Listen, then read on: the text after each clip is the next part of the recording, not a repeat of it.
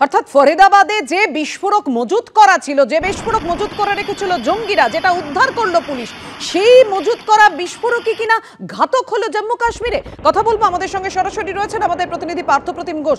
পার্থ, থানার মধ্যে মজুত করা, সেফ কাস্টাডিতে রাখা ছিল, সেখান থেকে কিভাবে বিস্ফোরণ ঘটলো? এখানেই তো প্রশ্ন উঠছে যে যে বিস্ফোরক জঙ্গিরা রেখেছিল বিস্ফোরণ ঘটানোর জন্য, সেই বিস্ফোরকই কিনা প্রাণ কেড়ে নিল এতজনের। দেখো, একবার এই প্রশ্ন তো উঠছেই। তার আগে তোমাকে আরো একটি বিষয় দেখাবো। আমি এখন যে জায়গায় উপস্থিত রয়েছি সেটা হচ্ছে ফরিদাবাদের ধৌজে রয়েছি আমরা, এবং ধৌজের এই বাড়ি কয়েকদিন ধরে এই বাড়ি সকলেই চিনে গিয়েছে। এটা হচ্ছে সেই বাড়ি যেটা হচ্ছে মুজাম্মেল। এই বাড়ির 15 নম্বর যে ঘর, সেই ঘরের মধ্যে এই বিস্ফোরক মজুত করে রেখেছিল। এবং তুমি জানো যে ইতিমধ্যেই গত 19শে অক্টোবর একটি জেইএম জৈসি মোহাম্মদের যে পোস্টার পড়ে এখান থেকে 855 কিলোমিটার দূরে শ্রীনগরের নওগ্রাম থানা এলাকায়, এবং সেই পোস্টারের সূত্র ধরেই এই ফরিদাবাদে পৌঁছায় জম্মু কাশ্মীর পুলিশ। এবং গত রবিবার দিন এবং সোমবার দিন এই যে বাড়ি রয়েছে, যে বাড়ি মুজাম্মিল ভাড়া নিয়েছিল, আমার পিছন দিকে এই বাড়ি 15 নম্বর ঘর, এবং এখান থেকে আরও কিছুটা দূরে ফতেহপুর তাগায় বলে একটি গ্রাম রয়েছে, সেই গ্রামের একটি বাড়ি থেকে বিপুল পরিমাণে যে বিস্ফোরক যেটা রাখা ছিল সেই বিস্ফোরক তারা উদ্ধার করে। এবং সেই বিস্ফোরক উদ্ধার করার পর এখান থেকে 850 কিলোমিটার দূরে, 855 কিলোমিটার দূরে নওগ্রাম, সেখানে নিয়ে যায় তারা। ছবিটা দেখাতে হলো সহকর্মী সুবীরকে এই বাড়ি 15 নম্বর ঘর থেকে। সেটাতেই কিন্তু একেবারে এই যে ফরিদাবাদের যে বাড়ি, সেই বাড়ি থেকে উদ্ধার হওয়া বিস্ফোরক পৌঁছে যায় নওগ্রামে, শ্রীনগরে। এবং শ্রীনগরের নওগ্রামে যাওয়ার পরবর্তীকালে সেখানে গতকাল রাত্রেবেলা যখন নওগ্রাম থানার পুলিশ সেখানে ছিল এবং তার সঙ্গে ম্যাজিস্ট্রেটের টিমের রেভিনিউ অফিসার, ফরেন্সিকের অফিসাররা তারা সেখানে যান, এবং যাবার পর একেবারে এখান থেকে উদ্ধার হওয়া সেই বিস্ফোরক যখন পরীক্ষা করছিল তারা, এবং পরীক্ষার জন্য স্যাম্পেল কালেক্ট করছিল এই বিস্ফোরকের ফরেন্সিক এবং কেমিক্যাল এক্সামিনেশনের জন্য, তখনই কিন্তু এরকম একটা ভয়াবহ বিস্ফোরণের ঘটনা ঘটে। এবং তাতে 9 জন মানুষ প্রাণ হারালেন, 32 জন মানুষ এখন হাসপাতালে ভর্তি, তার মধ্যে 5 জন আশঙ্কাজনক অবস্থায় হাসপাতালে ভর্তি রয়েছে। এই হচ্ছে গোটা ঘটনা। এবং এখানে যে প্রশ্নটা বারবার করে উঠছে সেটা হচ্ছে যে বিস্ফোরক উদ্ধার হলো, বিস্ফোরক নিয়ে যাওয়া হলো এখান থেকে 855 কিলোমিটার দূরত্বে, কিন্তু যে এসওপি, অর্থাৎ বিস্ফোরক কোনো জায়গা থেকে উদ্ধার করার একটা এসওপি থাকে, নিয়ে যাওয়ার পরবর্তীকালে যেখানে স্টোর করা হবে সেখানে একটা এসওপি থাকে, এবং তার পরবর্তীকালে সেটা ডিটোনেট বা ধ্বংস করার জন্য এসওপি থাকে, সেইটা কি মানা হয়েছিল?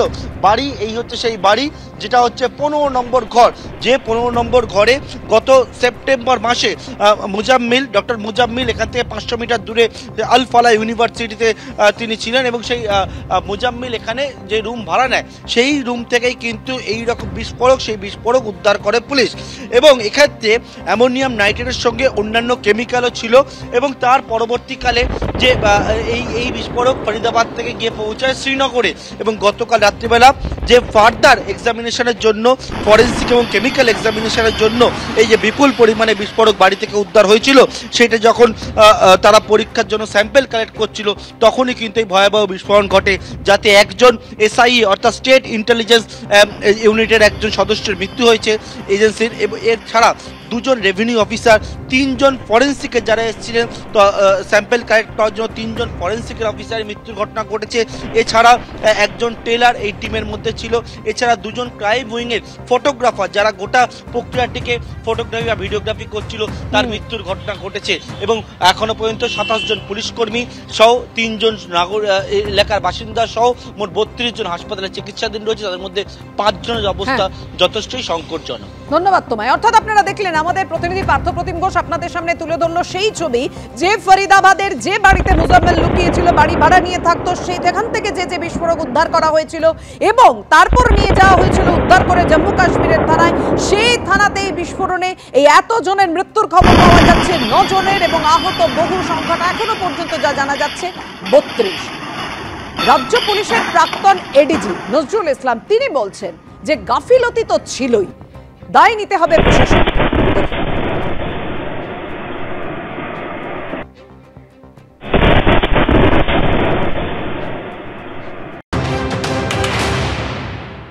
দায় তো অবশ্যই প্রশাসনকে নিতে হবে, কারণ বিস্ফোরকের ব্যাপারে খুব স্ট্যান্ডার্ড অপারেটিং প্রসিডিওর আছে।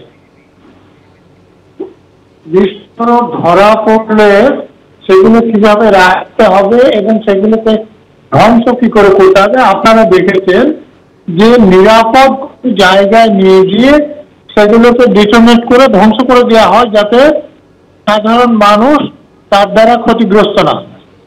এটা একটা দিক।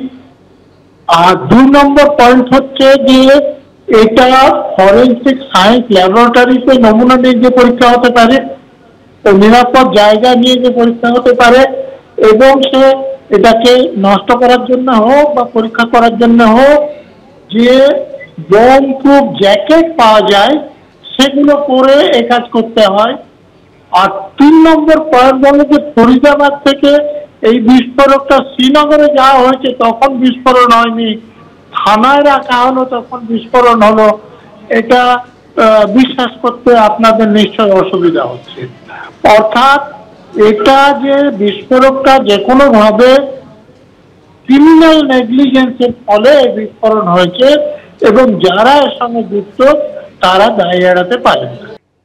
আবার আপনাদের সামনে রাখবো সিসিটিভি ফুটেজে যে ছবি ধরা পড়েছে, ভয়ঙ্কর বিস্ফোরণের মুহূর্তের ছবি।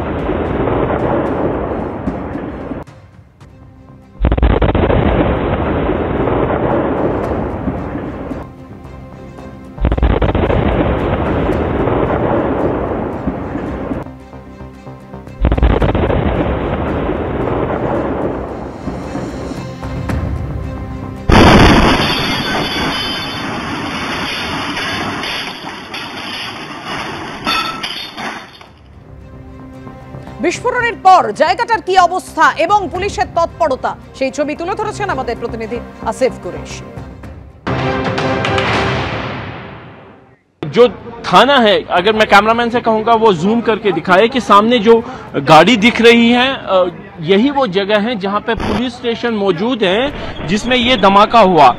जो जांच अधिकारी थे हमारे पास जो जानकारी दी है उनका ये कहना है कि जिस समय ये धमाका हुआ उस समय फॉरेंसिक टीम के जो लोग मौजूद थे, जिला प्रशासन के लोग जिनमें तहसीलदार, नायब तहसीलदार, उनकी टीम और जम्मू कश्मीर पुलिस के जो अधिकारी और जवान थे वो यहाँ पे मौजूद थे। कुछ लोगों के शव बिल्कुल जो है छत-विजित यानी टुकड़े टुकड़े हो गए हैं और उनकी पहचान करना जो होगा वो मुश्किल होगा। उसके लिए डीएनए जांच की भी जरूरत पड़ सकती है।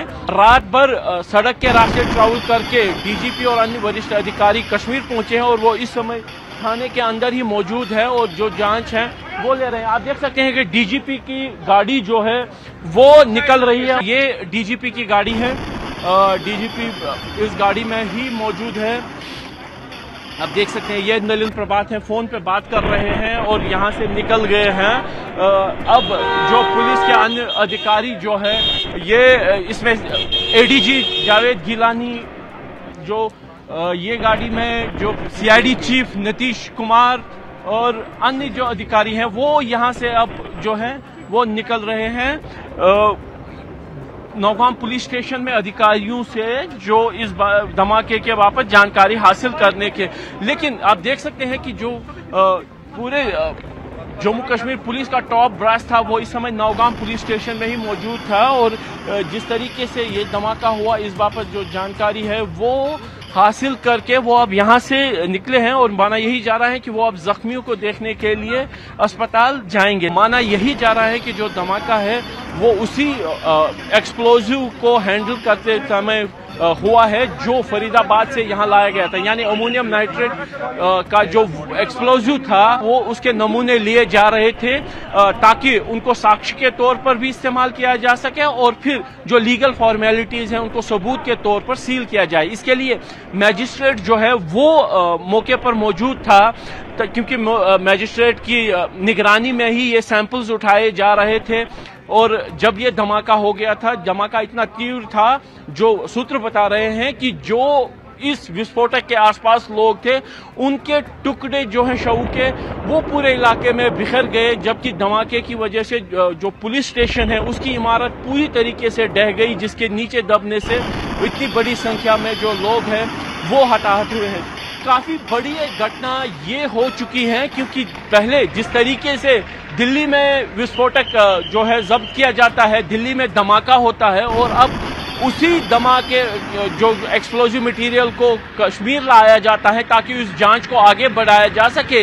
यहाँ पे उसी नौगाम पुलिस स्टेशन में धमाका होता है जहाँ से इस साजिश को खंगालने का काम शुरू हुआ था। इसकी शुरुआत हुई थी और एक धमाके में न सिर्फ जम्मू कश्मीर पुलिस बल्कि फॉरेंसिक टीम और जम्मू कश्मीर प्रशासन के 2 अधिकारी भी इसकी चपेट में आकर उनकी मृत्यु हो जाती है। एक बड़ी वारदात हो जाती है। অর্থাৎ বুঝতেই পারলেন বিস্ফোরণের পর কি পরিস্থিতি তৈরি হয় সেখানে। জম্মু কাশ্মীরের নওগাম পুলিশ থানার বাইরে বিস্ফোরণ ঘটে। বিস্ফোরণে 9 জনের মৃত্যুর খবর পাওয়া যাচ্ছে। বিস্ফোরণের বিভিন্ন মুহূর্তের ছবি রেখেছি আপনাদের সামনে। সে বিকট শব্দ।